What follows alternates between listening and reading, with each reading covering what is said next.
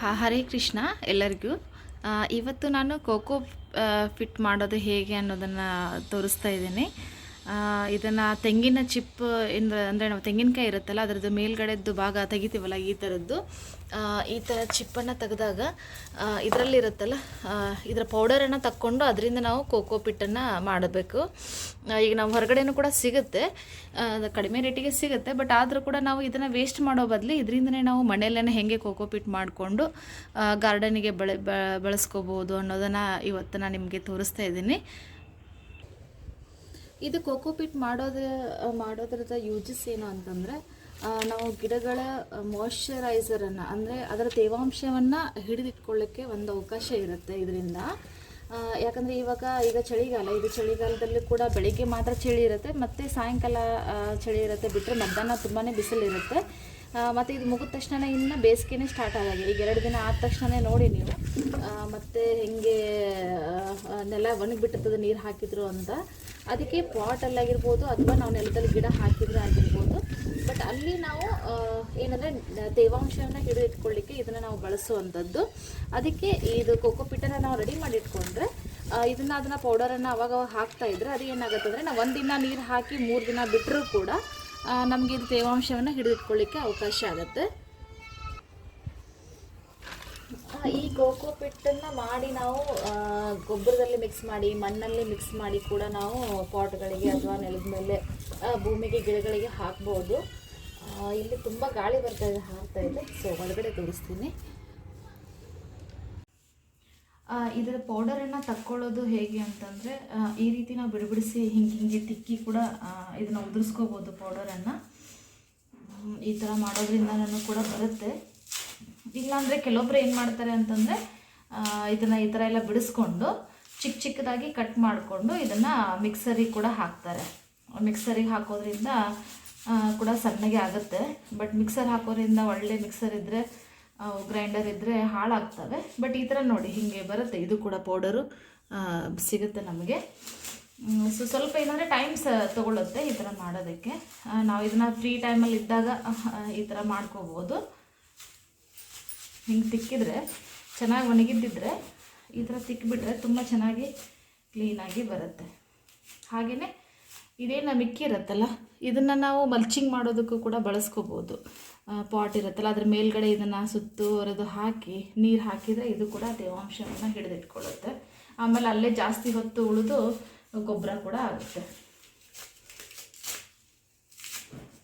ಇದು ಒಣಗಿರೋದ್ರಿಂದ ನಮಗೇನಿದು ಕೈ ಚುಚ್ಚಲ್ಲ, ಏನಾಗಲ್ಲ. ಸೊ ಈ ರೀತಿ ಈಸಿಯಾಗಿ ಬರ್ತಾ ಇರುತ್ತೆ ಪೌಡರ್.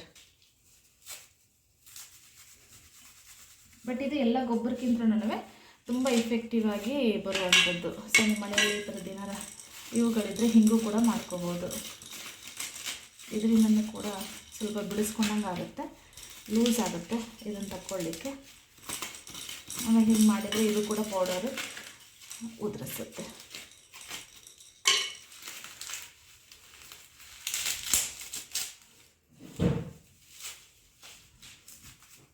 ಸೊ ಈ ರೀತಿಯಾಗಿ ಮಾಡಿ ನಾವು ಈ ಥರ ಇದನ್ನು ಪೌಡರನ್ನು ಬಿಡಿಸ್ಕೊಳ್ಬೇಕು.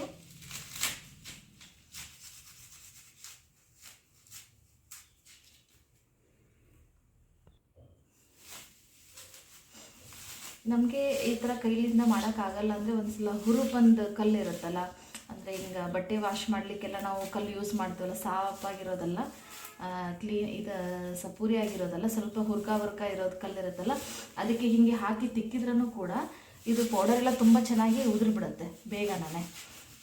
ಆ ಥರ ಹಿತ್ತಲಲ್ಲಿ ಮನೆಯಲ್ಲಿ ಮುಂದ್ಗಡೆ ಆ ಥರ ಏನಾದರೂ ಕಲ್ಲಿದ್ದರೆ ಆ ಥರ ಕಲ್ಲು ಯೂಸ್ ಮಾಡ್ಬೋದು ನಾವು, ಅದರಲ್ಲಿ ಚೆನ್ನಾಗಿ ಬರುತ್ತೆ ಪೌಡರು.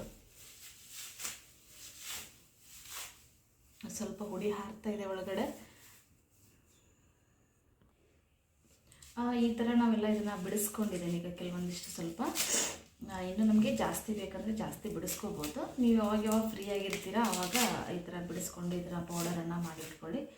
ಈ ಕೆಲವೊಬ್ಬರ ಮೇಲೆ ತೆಂಗು ಬಿಡಿಸಲ್ಲ ಅನ್ನೋರಿದ್ರ ಮೇಲ್ಗಡೆ ಜುಟ್ಟು ಅನ್ನೋದು ಇರುತ್ತಲ್ವ, ಈ ತೆಂಗಿನಕಾಯಿ ತಂದಾಗ ಜುಟ್ಟು ಇರುತ್ತಲ್ಲ, ಅದರಲ್ಲಿ ಕೂಡ ಈ ರೀತಿ ಇದೆಲ್ಲ ಇರುತ್ತೆ. ಅದನ್ನು ಕೂಡ ನಾವು ಬಿಡಿಸ್ಕೊಂಡು ಮಾಡ್ಕೋಬೇಕು. ಈಗ ನಾವು ಪಿಟ್ ಮಾಡಿ ಸ್ಟೋರ್ ಮಾಡಲಿಕ್ಕೆ ಅಂತಂದರೆ ನಾವು ಈ ಥರದ್ದೆಲ್ಲ ಕುಂಚ ಏನಿದೆಲ್ಲ ಇದು ಸ್ವಲ್ಪ ಗರಿ ಇದನ್ನು ಕ್ಲೀನ್ ಮಾಡಿ ಇಟ್ಕೋಬೇಕು. ಅಂದರೆ ನಮಗೆ ಒಂದು ಶೇಪ್ ಬರುತ್ತೆ ಪಿಟ್ ಮಾಡ್ಕೊಳ್ಳಿಕ್ಕೆ. ಇಲ್ಲ ನಾವು ಮನೆಯಲ್ಲಿ ಡೈರೆಕ್ಟಾಗಿ ಯೂಸ್ ಮಾಡ್ತೀವಿ ಅನ್ನೋರು ಇದ್ರೂ ಕೂಡ ಅವರು ಇದನ್ನೆಲ್ಲ ಕ್ಲೀನ್ ಮಾಡ್ಕೊಳ್ಳೋ ಅವಶ್ಯಕತೆ ಇಲ್ಲ. ಈಗ ಸ್ಟಾಕ್ ಮಾಡಿ ಇಟ್ಕೊಳ್ಬೇಕು. ಒಮ್ಮೆ ಎಲ್ಲ ಗಿಡಕ್ಕೂ ಹಾಕೋಕ್ಕಾಗಲ್ಲ ಇದನ್ನು, ಯಾಕಂದರೆ ಕೆಲವೊಂದು ಗಿಡಕ್ಕೆ ನೀರಿನ ಅಂಶ ಕಡಿಮೆ ಬೇಕಾಗುತ್ತೆ, ಕೆಲವೊಂದು ಗಿಡಕ್ಕೆ ನೀರು ಜಾಸ್ತಿ ಬೇಕಾಗುತ್ತೆ. ಅಂಥ ಯಾವುದಕ್ಕೆ ಜಾಸ್ತಿ ಬೇಕಾಗುತ್ತೋ ಅಂಥ ಗಿಡಕ್ಕೆ ಇದನ್ನ ಸ್ವಲ್ಪ ನಾವು ಬಳಸಬೇಕಾಗತ್ತೆ. ಯಾವ ಗಿಡಕ್ಕೆ ಕಡಿಮೆ ನೀರಿನ ಅಂಶ ಇದೆಯೋ ಆ ಗಿಡಕ್ಕೆ ನಾವು ಇದನ್ನು ಸ್ವಲ್ಪ ಮಾತ್ರ ಪ್ರಮಾಣದಲ್ಲಿ ಯೂಸ್ ಮಾಡಿದರೆ ಒಳ್ಳೆಯದು. ಆಮೇಲೆ ಇದರಲ್ಲಿ ಉಪ್ಪಿನಂಶ ಜಾಸ್ತಿ ಇರೋದ್ರಿಂದ, ಅಂದರೆ ಸೋಡಿಯಂ ಇರೋದ್ರಿಂದ ಇದನ್ನ ನಾವು ಕ್ಲೀನಾಗಿ ತೊಳಿಬೇಕಾಗತ್ತೆ. ಇವನ್ ನಾವು ಮಾರ್ಕೆಟಿಂದ ತೊಗೊಂಬಂದ್ರೂ ಕೂಡ ಅದನ್ನು ತೊಳೆದ್ಬಿಟ್ಟೆ ಗಿಡಗಳಿಗೆ ಹಾಕಬೇಕು. ಹಾಗೆಯೇ ಇವಾಗ ನಾನು ನಿಮಗೆ ತೋರಿಸೋದಕ್ಕೋಸ್ಕರ ಅಂತ ಸ್ವಲ್ಪ ಮಾಡಿ ತೋರಿಸ್ತಾ ಇದ್ದೀನಿ. ಈಗ ಇದನ್ನು ನೆಕ್ಸ್ಟ್ ಏನು ಮಾಡೋದು ಅಂತಂದರೆ ತೊಳಿಬೇಕು. ತೊಳೆದು ಮತ್ತು ಈಗ ನಾವು ಒಂದು ಅಟ್ಲೀಸ್ಟ್ 4 to 5 hours ಇಲ್ಲ ಟೈಮ್ ಇದೆ ಅಂದರೆ ರಾತ್ರಿ ನೆನೆ ಇಟ್ಬಿಟ್ಟು ಬೆಳಿಗ್ಗೆ ನಾವು ಇಲ್ಲಿ ನಾನು ನಿಮಗೆ ತೋರಿಸೋ ಸಲುವಾಗಿ ಅಂತ ಸ್ವಲ್ಪ ಮಾತ್ರ ಮಾಡ್ಕೊಂಡಿದ್ದೀನಿ. ಈಗ ಇದನ್ನು ತೊಳೆಯೋಣ.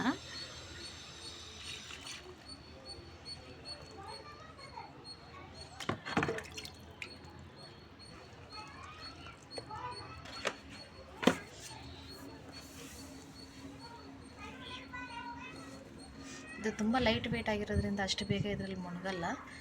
ಸ್ವಲ್ಪ ನಾವು ಇದನ್ನು ಈ ಥರ ಮಾಡಬೇಕು. ನೋಡಿ ಮುಣಗಿಸಿದ್ದೀವಿ ಇದರಲ್ಲಿ. ಇದನ್ನು ತೊಳ್ಕೊಳ್ಳುವ. ಹಿಂಗೆ ಹಿಂಡಿದರೆ ತುಂಬ ಬೆಂಡ್ ಥರ ಇರುತ್ತೆ. ಬಟ್ ಇದು ಇನ್ನೂ ನೀರು ಹಿಡ್ಕೊಂಡಿಲ್ಲ, ಯಾಕಂದರೆ ಇದನ್ನು ನೀರು ಹಿಡ್ಕೊಳ್ಬೇಕು ಅನ್ನೋದಿದ್ದರೆ ಇದನ್ನ ನಾವು ನೆನೆ ಇಡಬೇಕು. ನೆನೆ ಇಟ್ಟಾಗ ಮಾತ್ರ ಇಷ್ಟು ಈಸಿಯಾಗಿ ನೀರು ಬರಲ್ಲ. ಇದು ನೆನೆ ಇಟ್ಟಾಗ ಅವಾಗ ತುಂಬ ನೀರು ಹಿಡ್ಕೊಳ್ಳುತ್ತೆ. ನೀವು ಎಷ್ಟು ಹಿಂಡಿದ್ರೂ ಕೂಡ ಲಾಸ್ಟಿಗೆ ಮತ್ತೆ ಒಂದು ಹನಿ ನೀರು ಬರ್ತಾನೆ ಇರುತ್ತೆ ನೆನೆ ಇಟ್ಟಾಗ. ಇವಾಗ ಇದು ಇನ್ನೂ ನೀರು ಜಕ್ಕೊಂಡಿಲ್ಲ, ಅದರಲ್ಲಿ ಇಂಕೊಂಡಿಲ್ಲ. ಈಗ ನಾವು ಜಸ್ಟ್ ತೊಳಿತಾ ಇದ್ದೇವೆ ಅಷ್ಟೇ. ಲಾಸ್ಟಲ್ಲಿ ಉಳಿದಿರೋದು ಹಿಂಡೋದಕ್ಕೆ ಬರ್ತಾ ಇಲ್ಲಲ್ಲ, ಅದಕ್ಕೆ ಈ ಥರ ಸಾಣಿಗೆಯಲ್ಲಿ ತೊಗೊಂಡು ನಾನು ಸೋಸ್ಕೊಂಡಿದ್ದೀನಿ.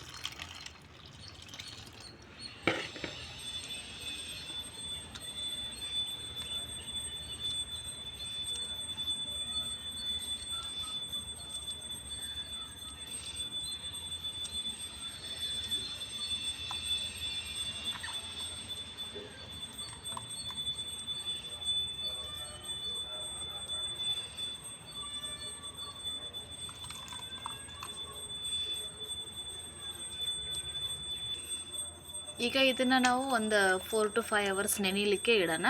ಇಟ್ಟಾದಮೇಲೆ ಇದು ಸ್ವಲ್ಪ ನೀರೆಲ್ಲ ಇಂಕೊಂಡಾದಮೇಲೆ ಇದರದ ಅಂಶ ಎಲ್ಲ, ಉಪ್ಪಿನ ಅಂಶ ಎಲ್ಲ ಹೊರಗಡೆ ಹೋಗುತ್ತೆ. ಆವಾಗ ನಾವು ಇದನ್ನು ಕೋಕೋಪೀಟ್ ಮಾಡೋದಕ್ಕೆ ಬಳಸೋಣಂತೆ. ಈ ಥರ ಇದ್ರ ಮೇಲೆ ಒಂದು ಏನಾದರೂ ಮುಚ್ಚಿಬಿಟ್ಟು ಇಟ್ಬಿಡೋಣ.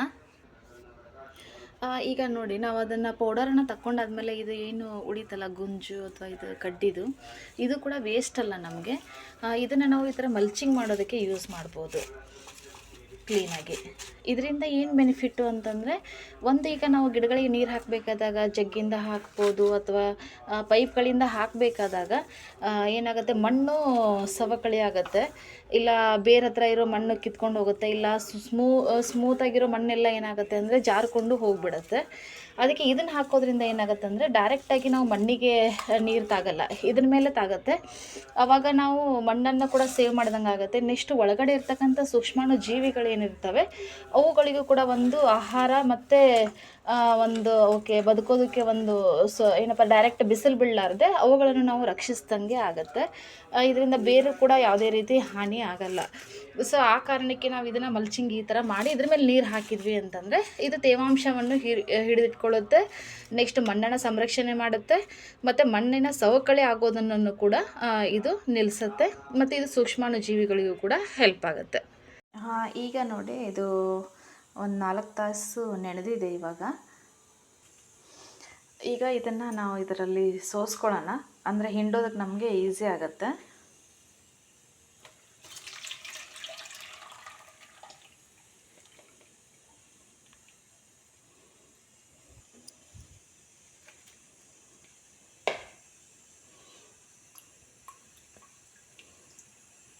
ಇಲ್ಲಿ ನೋಡಿ, ಈ ಥರ ನೆನೆದಾದ್ಮೇಲೆ ಏನಾಗುತ್ತೆ ಅಂದರೆ ಇದು ಈ ಥರ ಕಲರ್ ಬರುತ್ತೆ, ಕೆಂಪು ಕಲರ್. ಅದನ್ನು ತೊಳೆದ್ರೆ ಗೊತ್ತಾಗುತ್ತೆ ನಮಗೆ.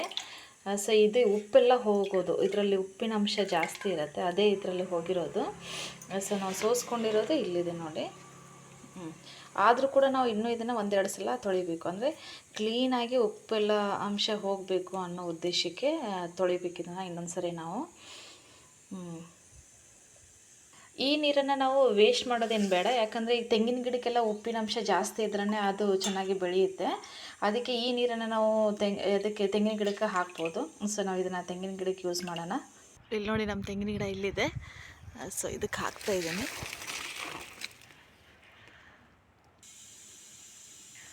ಈಗ ಇದನ್ನು ಇದರಲ್ಲಿ ಹಾಕ್ತಾನೆ ನಾವು ಹಿಂಡ್ತಾ ಹೋಗೋಣ.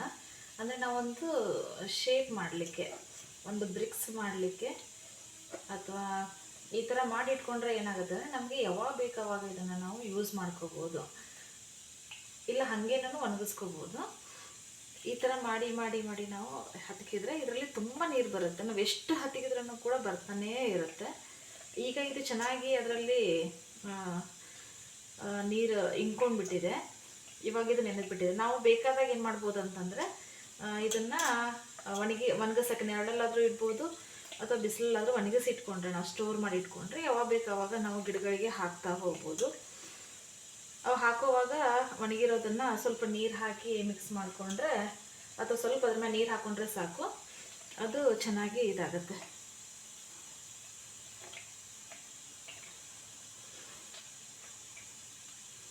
ನೋಡಿ ನೀರು ಎಷ್ಟು ಹದಕ್ತೀವಿ ಅಷ್ಟು ಬರ್ತಾನೆ ಇದೆ, ಅಷ್ಟು ಚೆನ್ನಾಗಿದಾಗುತ್ತೆ. ಹಾಗೆ ನಾವು ಪಾಟಲ್ಲಿ ಹಾಕಿದಾಗ್ಲೂ ಕೂಡ ನಾವು ನೀರು ಹಾಕಿ 2-3 ದಿನ ಬಿಟ್ಟರೂ ಕೂಡ ಅಲ್ಲಿ ಏನು ಮಾಯ್ಶ್ಚರ್ ಹಾಗೆ ಇರುತ್ತೆ, ತೇವಾಂಶ ಹಾಗೆ ಇರುತ್ತೆ. ಅದಕ್ಕೆ ಇದು ತುಂಬ ಯೂಸ್ಫುಲ್ ಆಗುತ್ತೆ ಗಿಡಗಳಿಗೆ. ಈಗ ಊರಿಗದು ಹೋಗಬೇಕಾದಾಗ ಆಗಿರ್ಬೋದು, ಅಥವಾ ನೀರಿಂದು ಜಾಸ್ತಿ ನೀರು ಡೈಲಿ ಹಾಕ್ಲಿಕ್ಕಾಗಲ್ಲ, ಎಲ್ಲ ಕಡೆ ನೀರಿನ ಪ್ರಾಬ್ಲಮ್ ಇದೆ. ಸೊ ಇದು ಗಿಡಗಳಿಗೆ ಹಾಕಿದರೆ ಹೆಲ್ದಿ ಆಗಿರ್ತವೆ ಗಿಡನೂ ಕೂಡ, ನೀರು ಕೂಡ ನಮಗೆ ಜಾಸ್ತಿ ಇದಾಗಲ್ಲ.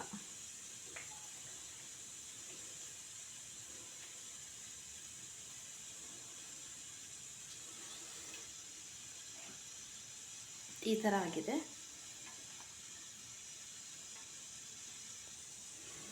ಈಗ ಇದನ್ನು ಹದಗಿರೋದನ್ನೇ ಎಷ್ಟು ಸಾಧ್ಯ ಆಗುತ್ತೆ ಅಷ್ಟು ಹದಗಿ ಆದಮೇಲೆ ಇದನ್ನು ಈ ಥರ ಬಿಡಿಸ್ಕೋಬೋದು. ಸ್ವಲ್ಪ ಆ ಕಡೆ ಈ ಕಡೆ ಬರೆದ್ರೆ ಅದು ನಮಗೆ ಗೊತ್ತಾಗುತ್ತೆ. ಸೊ ಈ ಥರ ನಮಗೆ ಕೋಕೋ ಫಿಟ್ಟು ರೆಡಿ ಆಯಿತು. ಇಲ್ಲಿ ನೋಡಿ, ಇದನ್ನೇ ನಾವು ಒಣಗಿಸಿಟ್ಕೊಂಡ್ರೆ ಇದಾಗುತ್ತೆ. ಈ ಥರ ಒಣಗಿಸಿಟ್ಕೊಂಡ್ರೆ ನಾವು ಬೇಕಾದಾಗ ಇದನ್ನು ಯೂಸ್ ಮಾಡ್ಕೋಬೋದು. ಒಣಗಿಸಿದರೆ ಇದೇ ಶೇಪಲ್ಲೇ ಇರುತ್ತೆ. ಇದನ್ನು ಈ ರೀತಿಯಲ್ಲಿ ಕೂಡ ಒಣಗಿಸ್ಕೋಬೋದು, ಇಲ್ಲಾಂತಾರೆ ನಾವು ಪುಡಿ ಪುಡಿಯಾಗಿ ಮಾಡಿ ಕೂಡ ಹಾಕ್ಕೊಂಡು ಒಣಗಿಸ್ಕೋಬೋದು. ಈ ಥರ ಆದರೂ ಒಣಗಿಸ್ಕೋಬೋದು, ಇಲ್ಲ ಈ ಥರ ಪುಡಿ ಪುಡಿಯಾಗಿ ಮಾಡಿಕೊಂಡು ಒಣಗಿಸಿಟ್ಕೊಂಡು ಕೂಡ ನಾವು ಗಿಡಗಳಿಗೆ ಹಾಕಿದರೂ ಕೂಡ ಬರುತ್ತೆ. ನೆಕ್ಸ್ಟ್ ಏನು ಅಂತಂದರೆ, ಈಗ ನಾವು ಯಾವುದಾದ್ರೂ ಇದು ಏನಪ್ಪ ಗಿಡಗಳನ್ನ ಹಚ್ಚಬೇಕಾದಾಗ ಕಟ್ಟಿಂಗ್ಸ್ ತೊಗೊಳ್ತೇವಲ್ವ, ಕಟ್ ಮಾಡಿದಾದಮೇಲೆ ನಾವು ಇದನ್ನೊಂದು 2 ಮುಷ್ಟಿಯಷ್ಟು ತೊಗೊಂಡು ಮತ್ತು ಇನ್ನೆರಡು ಮುಷ್ಟಿಯಷ್ಟು ಮಣ್ಣನ್ನು ತೊಗೊಂಡು 2 ಮಿಕ್ಸ್ ಮಾಡಿ ಆ ಕಟ್ಟಿಂಗನ್ನು ಎಟ್ಲೀಸ್ಟು ಅದು ಎಡ್ಜಸ್ ಇರುತ್ತೆ, ಹೀಗೆ ಉದ್ದಕ್ಕಿರುತ್ತಲ್ಲ ಕಡ್ಡಿ, ಇದು ಕಟ್ಟಿಂಗ್ಸು 1 2 3 4 ಪಾಯಿಂಟ್ಸ್ ಇರುತ್ತಲ್ಲ ಲೀಫ್ ಇದ್ದಲ್ಲಿ, ಎಟ್ಲೀಸ್ಟ್ ಒಂದು 3 ಪಾಯಿಂಟಷ್ಟು ಅದ್ರ ಒಳಗಡೆ ಡಿಪ್ ಆಗಬೇಕು, ಅಂದರೆ ಅದರಲ್ಲಿ ಒಳಗಡೆ ಮುಣಗಬೇಕದು. ಅಷ್ಟರವರೆಗೂ ನಾವೇನು ಮಾಡಬೇಕು ಅಂತಂದರೆ ಇಷ್ಟು ಒಂದು 2 ಪಾಯಿಂಟಷ್ಟು ಏನು ಮಾಡಬೇಕು ಅಂದರೆ ಕೋಕೋ ಫಿಟ್ ಎಷ್ಟು ತೊಗೊಳ್ತೇವೋ ಅಷ್ಟೇ ಮಣ್ಣನ್ನು ಮಿಕ್ಸ್ ಮಾಡಿಕೊಂಡು ನಾವು ಅದರ ಫಿಲ್ ಮಾಡ್ಕೋಬೇಕು. ನೆಕ್ಸ್ಟ್ ಅದು ಹಚ್ಚಿದ ಮೇಲೆ, ಅಂದರೆ ಅದೇನು ಕಟ್ಟಿಂಗ್ಸನ್ನು ಒಳಗೆ ಹತ್ಕಿದ ಮೇಲೆ ಇನ್ನು ಕಾಲು ಭಾಗ ಅಂದರೆ ಇನ್ನೊಂದು ಪಾಯಿಂಟ್ ಅಷ್ಟು ಏನು ಮಾಡಬೇಕು ಅಂದರೆ ಮಣ್ಣನ್ನು ಹಾಕಬೇಕು. ಈ ಥರ ಮಾಡಿದ್ರೆ ಏನಾಗುತ್ತೆ ಅಂದರೆ 100% ನಮಗೆ ಜರ್ಮಿನೇಷನ್ ಸಿಗುತ್ತೆ, ಅದು ಚಿಗುರು ಕೂಡ ಒಡೆಯುತ್ತೆ. ಸೊ ಈ ಥರ ನಾವು ಮಾಡೋದ್ರಿಂದ ತೇವಾಂಶ ಕೂಡ ಗಿಡದಲ್ಲಿ ನಾವು ಇಟ್ಕೋಬೋದು, ಗಿಡನೂ ಕೂಡ ಚೆನ್ನಾಗಿ ಹೆಲ್ದಿಯಾಗಿ ಬೆಳೆಯುತ್ತೆ.